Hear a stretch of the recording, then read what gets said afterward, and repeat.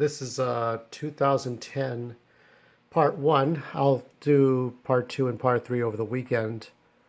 These uh, these group drawings I did about maybe about, let me see here, one, two, three, four, five, about five of these things.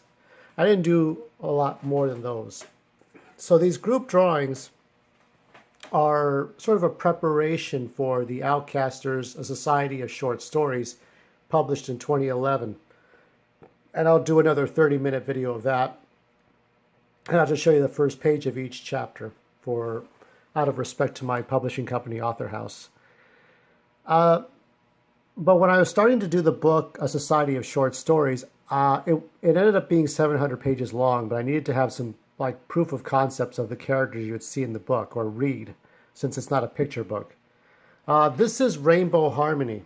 This is the prequel, like the very first group of funny, colorful characters.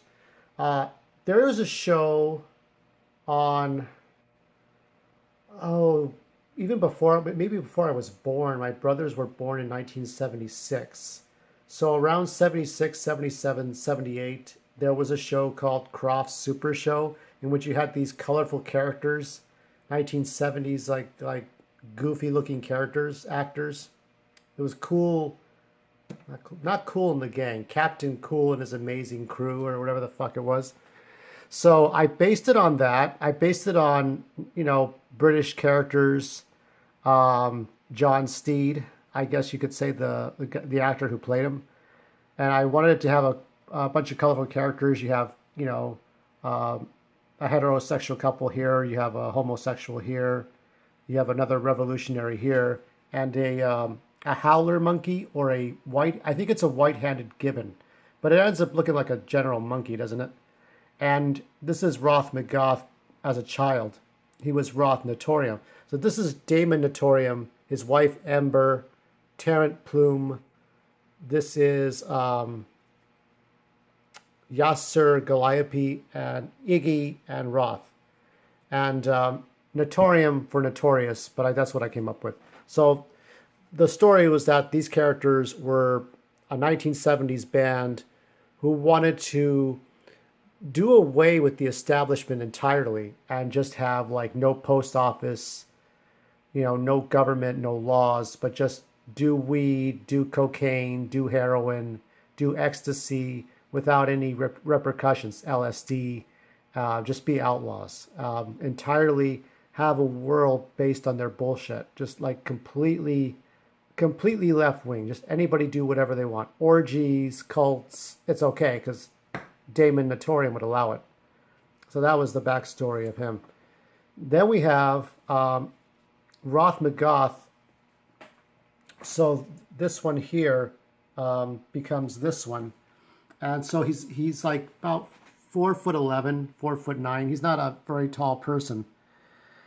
This is Roth McGoth or Roth Notorium. He became Roth McGoth when he got adopted into another family, a beef eater and a druid.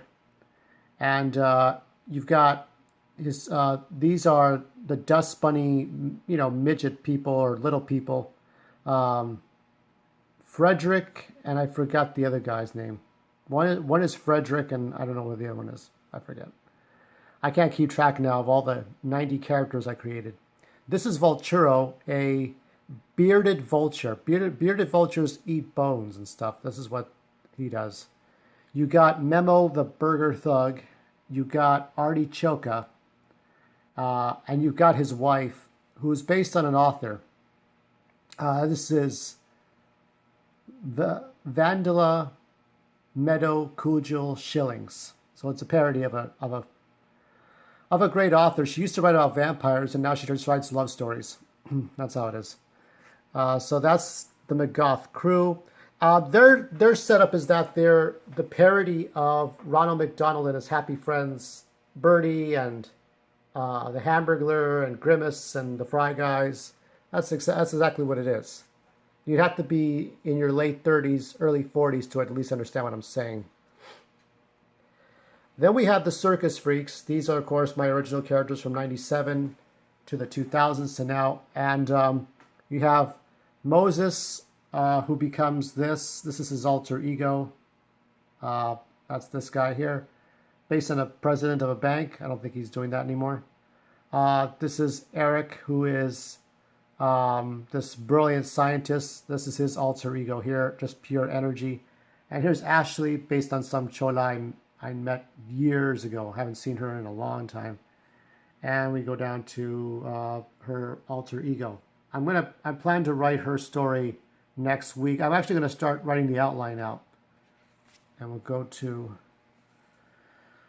of course, the central characters, the Outcasters. Here's Drake, here's Rye, Gino, Rosemary, Jorge.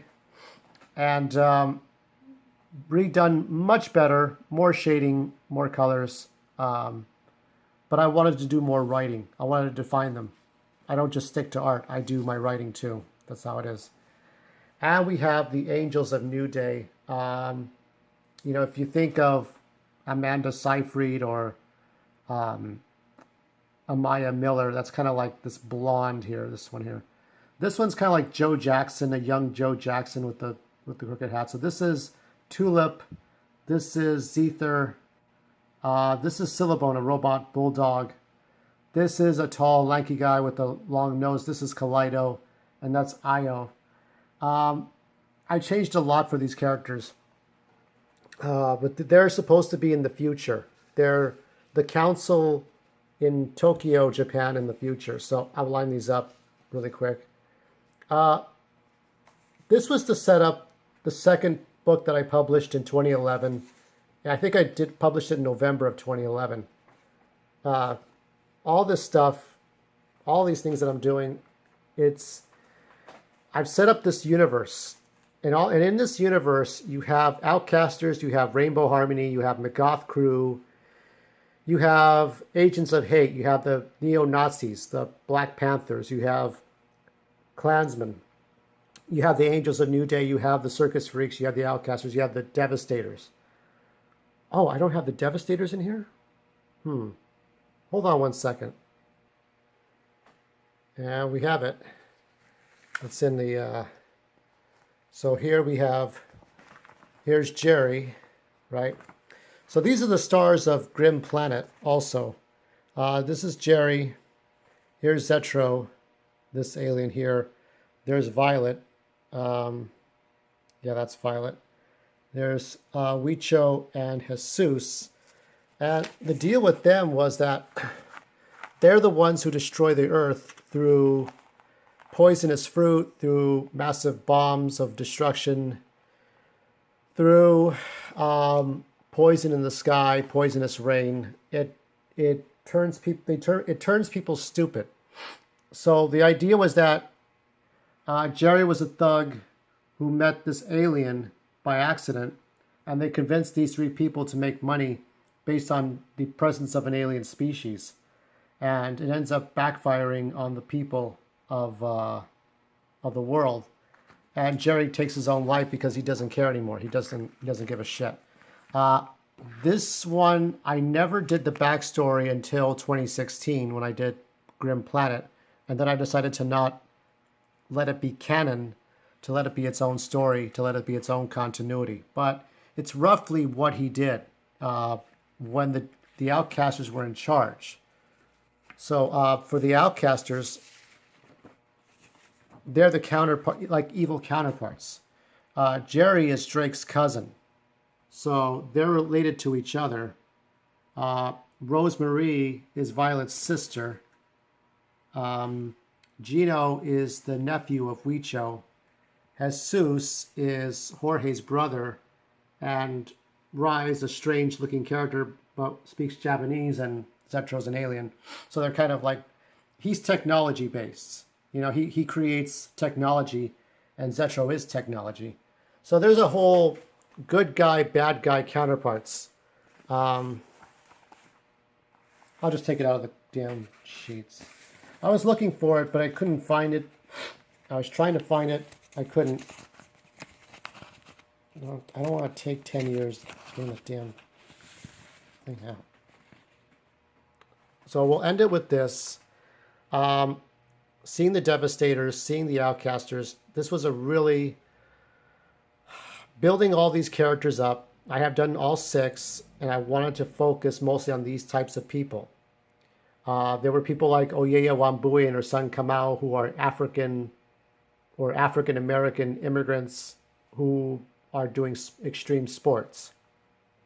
You have the Mexican Avenger and his cousin, who becomes the second Avenger, and their grandfather, who's the third one, and the Russian warrior and a Russian or actually a fighter robot, the Mexican Avengers. So I wanted all kinds of people, all kinds of walks of life. I just wanted it to be this melting pot of unique people.